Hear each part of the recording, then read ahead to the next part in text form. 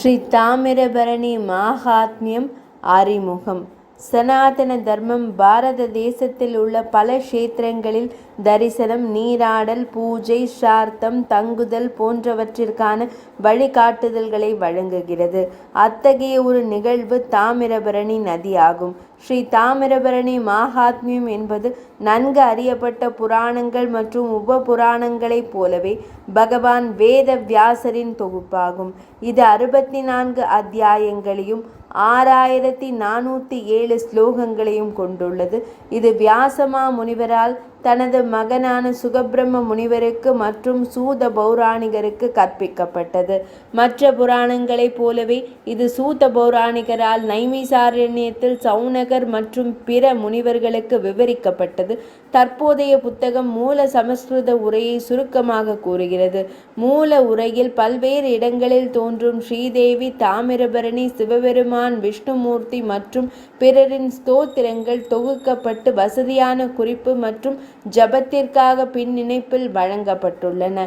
தாமிரபரணி நதியின் தெய்வீக தோற்றம் தனித்துவமானது மற்றும் மிகவும் சுவாரஸ்யமானது. சிவபெருமானுடன் திருமணத்தின் போது ஆதிபராசக்தி பார்வதி அன்னைக்கு மாலை அணிவித்தாள். பார்வதி தேவி சிவபெருமான் கழுத்தில் மாலை அணிவித்தாள். சிவனார் அதை அகஸ்திய முனிவரிடம் ஒப்படைத்தார். அந்த மாலை உடனடியாக தாமிரபரணி என்ற கன்னியாக மாறியது. கன்னி அகஸ்தியருடன் தெற்கே மலாயா மலைக்கு சென்று உலக நன்மைக்காக புனித நதியாக மாறியது. ஸ்ரீ தாமிரபரணி மாஹாத்மியம் வலியுறுத்துகிறது. ஸ்மிருத் தரிசன தியானாத் ஸ்நானாத் பானதபி துருவம் கர்ம விஷயோபி சர்வ ஜந்தூனாம் மோக்ஷபாயினி. தாமிரபரணி என்பது தன்னை குறித்து நினைப்பவர்கள், பார்ப்பவர்கள், தியானம் செய்பவர்கள், தன்னை காண்பவர்கள், நீராடுபவர்கள், அதன் நீரை பருகுபவர்கள் என அனைத்து உயிரினங்களின் கர்மங்களையும் அளிக்கும் நதி.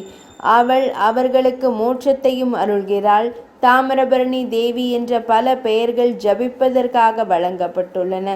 தேவேந்திரன் மற்றும் பிற தேவர்கள், ரிஷி முனிவர்கள், சித்தர்கள் மற்றும் மனிதர்கள் அனைவரும் அவளை வழிபட்டு கொடிய பாவங்களிலிருந்து விடுபட்டு தங்களை தூய்மைப்படுத்தி கொண்டு தங்கள் ஆன்மீக பயணத்தில் முன்னேறியுள்ளனர்.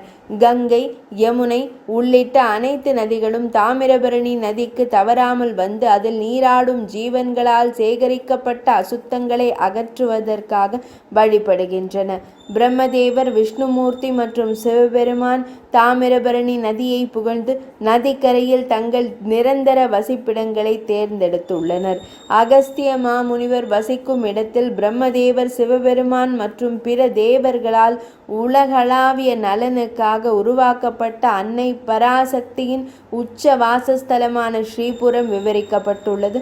தாமிரபரணி நதியின் இரு கரைகளிலும் மலாய மலையில் தோன்றியதிலிருந்து கடலுடன் சங்கமம் ஆகும் வரை பல புனித தீர்த்தங்களும் திருத்தலங்களும் உள்ளன. இந்த நதியின் பல துணை நதிகளும் அவற்றின் முக்கியத்துவத்துடன் குறிப்பிடப்பட்டுள்ளன. இந்த தீர்த்தங்கள் ஒவ்வொன்றுடனும் தொடர்புடைய கதைகளில் விரிவான விவரங்கள் வியாசரின் புத்தகத்தில் கொடுக்கப்பட்டுள்ளன. நன்கு அறியப்பட்ட தேவர்கள், முனிவர்கள், மன்னர்கள் மற்றும் பொதுமக்கள் இந்த கதைகளில் இடம்பெற்றுள்ளனர். இதனால் வாசகர்களின் ஆர்வத்தை தக்க வைத்துக் கொள்கிறார்கள். உதாரணமாக, மதுரை மன்னர் சுந்தர பாண்டியர், சிவபெருமான், அவரது மகன் உக்ரஸ்ரீவலாதி சுப்பிரமணியர் ஆகியோர் கதைகளில் வருகிறார்கள். புனிதமான சந்தர்ப்பங்கள், ஒவ்வொரு தீர்த்தத்திற்கும் ஜபிக்க வேண்டிய மந்திரங்கள் போன்றவை விரிவாக கூறப்பட்டுள்ளன. இந்த மகாத்மியத்தில் தாமிரபரணி நதிக்கரையில் உள்ள தீர்த்தங்களை குறித்து கூறுவது என்ற போர்வையில் வேத வியாசர் சனாதன தர்மத்தின் அனைத்து முக்கிய அம்சங்களையும் வெளிப்படுத்தியுள்ளார். கர்ம மார்க்கம், தியான மார்க்கம், பக்தி மார்க்கம் மற்றும் ஞான மார்க்கம். மனித வாழ்க்கையின் ஒரே குறிக்கோளான முக்தியை அடைவதற்கான பாதைகள் அனைத்தும் இந்த குறிப்பிட்ட சொற்களால் அல்ல என்றாலும் அனைத்தும் உள்ளடக்கப்பட்டுள்ளன. அன்றாட வாழ்க்கையில் கடைபிடிக்க வேண்டிய அனைத்து தர்மங்களும் மிகவும் சுருக்கமாகவும் திறம்படவும் வெளிப்படுத்தப்பட்டுள்ளன. 4 வர்ணங்கள், 4 ஆசிரமங்கள், பிரம்மச்சரியம், கிருஹஸ்தம், வானப்பிரஸ்தம் மற்றும் சந்நியாசி. பெண்கள், மன்னர்கள், குடிமக்கள், குருக்கள், சீடர்கள் போன்றவர்களின் தர்மங்கள் அனைத்தும் உள்ளன.